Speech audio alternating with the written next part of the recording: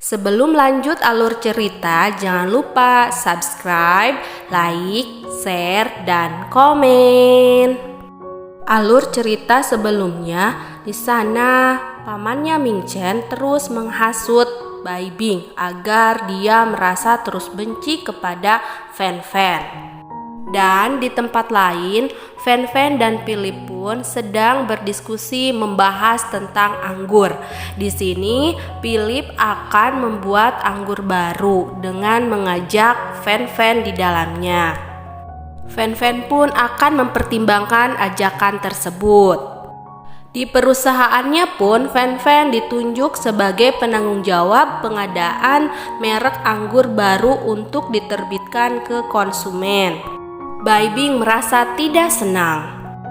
Selepas rapat secara pribadi, Bai Bing dan Direktur Su berbincang-bincang. Sepertinya mereka merencanakan sesuatu yang tidak baik untuk Fan Fan. Di waktu yang lain, Philip mengantarkan Fan Fan pulang ke rumahnya. Di sana, Philip baru mengetahui bahwa Fan Fan sekarang tinggal bersama Ming Chen. Tak lupa, Philip mengingatkan Fan Fan untuk ikut bergabung dengannya membuat produk anggur baru dan Fan Fan sebagai pengolahnya. Di dalam rumah sudah ada Ming Chen yang menunggu Fan Fan. Dia duduk sambil cemberut dikarenakan dia melihat Philip mengantarkan Fan Fan. Namun di sini Fan Fan menjelaskan kepada Ming Chen kenapa dia sampai diantar oleh Philip. Di sini Ming Chen pun tersenyum. Setelah melihat Ming Chen tidak marah lagi, Fan Fan menjelaskan bahwa dia akan membuat produk anggur baru bersama Philip dan dia sendiri yang akan langsung menamai anggur tersebut. Mendengar hal itu, Ming Chen jadi teringat kepada ayahnya. Ayahnya pun dulu seperti itu, memulai semuanya dari nol. Dia jadi kangen sama ayahnya. Fan Fan pun menghiburnya. Di sini Ming Chen mengungkapkan apa yang dirasakannya kepada Fan Fan. Dia berterima kasih kepada Fan Fan. Mereka pun saling mengungkapkan perasaannya dan berlanjut ke kamar tentunya. Di sini Ming Chen meminta izin dulu kepada Fan Fan. Kok sempet-sempetnya sih Ming Chen nanya dulu? Di pagi hari setelah melewati malam bersama, Fan Fan pun bangun. Dia langsung mengambil foto dia bersama Ming Chen. Waduh, Fan Fan. Di tempat Philip dengan Ding Nana sedang berbicara. Di sini Ding Nana mengatakan bahwa dia ingin mendapatkan perhatian dari Ming Chen, tetapi ini dipatahkan oleh Philip. Cinta itu nggak bisa dipaksakan, Ding Nana. Ming Chen hanya mencintai Fan Fan saja. Mendengar hal itu, Ding Nana hanya terdiam. Di perusahaan, Ming Chen sedang menghadiri rapat, tetapi sepertinya dia tidak berkonsentrasi. Dia malah membuka gambar yang dikirimkan oleh Fan Fan dan dia tersenyum. Ini menarik perhatian dari pamannya. Dia ditanya ada apa, tetapi dia sambil menjawab tidak ada apa-apa, sudah bagus presentasinya. Fan Fan pun sudah mulai mengerjakan proyek yang diberikan oleh perusahaan kepadanya. Dia meneliti dengan sangat hati-hati dikarenakan dia ingin konsumen merasa puas ketika konsumen tersebut meminum anggurnya. Memang luar biasa Fan Fan ini. Selesai bekerja, Fan Fan pun ditelepon oleh Ming Chen untuk segera pulang karena Ming Chen sudah mempersiapkan makan malam untuk mereka. Duh, Ming Chen, suamiable banget nih kamu. Fan Fan pun ternyata membawa anggur untuk proyek perusahaannya yang tadi sudah dia teliti dan dia memberikannya kepada Ming Chen. Mereka pun berbincang-bincang tentang anggur tersebut. Ming Chen bertanya kepada Fan Fan kenapa tidak menggunakan pemasok yang lama. Fan Fan berkata kepada Ming Chen, katanya anggur ini murah tetapi bagus. Ming Chen menjawab dia tidak ingin terjadi apa-apa kepada Fan Fan sebagai penanggung jawab. Di rapat perusahaan, Fan Fan pun dipuji oleh Direktur Su. Katanya dia telah berhasil memecahkan rekor penjualan anggur yang ditelitinya dari pemasok baru.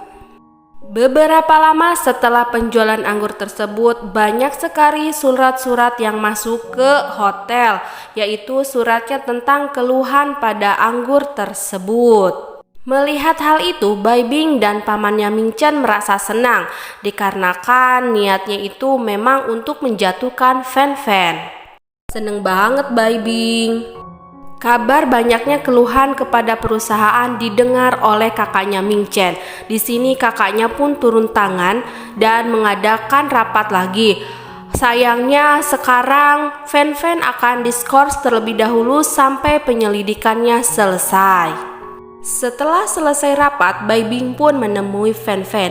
Dia malah menyuruh Fan Fan untuk pergi karena katanya Fan Fan sudah diskors dan dipermalukan di depan semua orang. Fan Fan pun sangat sedih. Sabar ya Fan Fan. Dengan perasaan sedih dan bingung, Fan Fan meninggalkan perusahaannya. Dia berjalan kaki dengan lemas. Pada saat itu ada telepon masuk ke Fan Fan. Ternyata yang menelepon adalah Ming Chen. Ming Chen menelepon Fan Fan dikarenakan dia sedang bertugas di luar negeri. Di sana dia belum tahu apa yang terjadi pada Fan Fan. Setelah menelepon Fan Fan, Ming Chen pun melihat kabar di media sosial. Dia terkejut melihat ada kasus di perusahaannya.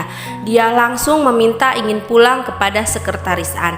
Pada hari itu juga dia harus segera menemui Fan Fan. Setibanya di rumah, Ming Chen tidak langsung masuk ke dalam rumah. Dia menenangkan dulu pikiran dan emosinya supaya tenang menghadapi Fan Fan. Fan Fan kaget melihat kedatangan Ming Chen dikarenakan tadinya dia masih lama akan tinggal di luar negeri.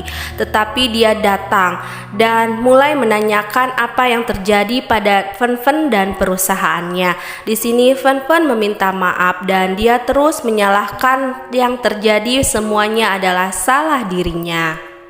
Mendengar penjelasan Fan Fan, Ming Chen pun menghibur Fan Fan dan menenangkannya. Ming Chen pun berpikir ada yang aneh di masalah yang sedang dia hadapi. Dengan ciri khas dan gayanya Ming Chen yang selalu memakai kacamata hitam ketika rapat, dia pun memimpin rapat dan berdiskusi tentang masalah yang terjadi dengan semua rekan-rekan kerjanya.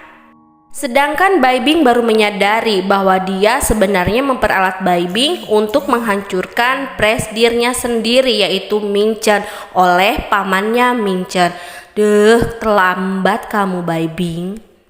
Lanjut ke ceritanya Fan Fan. Di sini Fan Fan merasa sangat bersalah dan sangat merasa sedih. Dia mencurahkan isi hatinya kepada temannya. Fan Fan pun diantar pulang oleh temannya. Di sana tidak henti-hentinya Fan Fan terus meminta maaf kepada Ming Chen atas apa yang terjadi dikarenakan dirinya. Ming Chen pun terus menenangkannya, malah dia meminta maaf kembali sama Fan Fan karena apa yang terjadi juga adalah akibat dirinya. Akhirnya Ming Chen pun menemukan sumber masalah. Dia menemui orang tersebut dan memintanya untuk berkata yang sebenarnya. Akhirnya orang tersebut jujur pada Ming Chen. Ternyata sumber masalahnya berasal dari Bai Bing. Bai Bing di sini terkena hasutan oleh Suso dan dia pun akhirnya berbicara kepada Ming Chen. Tanpa menunda waktu lagi, kakaknya Ming Chen langsung menemui pamannya atau Suso itu. Dia langsung memberikan bukti-bukti keterlibatan dia pada rekamannya. Di sini dia terkejut dan menanyakan, dari mana asal ini semua? Dia merasa difitnah akan semua yang ada pada rekaman tersebut. Tapi dia sudah tidak bisa mengelak lagi. Pada saat itu pun Ming Chen datang dan Ming Chen berdebat dengannya. Dia mengatakan bahwa Ming Chen beruntung memiliki perempuan-perempuan yang setia kepadanya. Ya iyalah. Ming Chen pun memberitahukan bahwa sekarang pamannya sudah dipecat dari perusahaannya. Setelah mereka menyelesaikan semuanya, mereka berterima kasih kepada Ding Nana karena telah membantu menyelesaikan permasalahan perusahaan. Di rumah, Ming Chen memberitahukan kabar gembira ini kepada Fan Fan. Fan Fan pun ikut bahagia. Akhirnya satu masalah terselesaikan.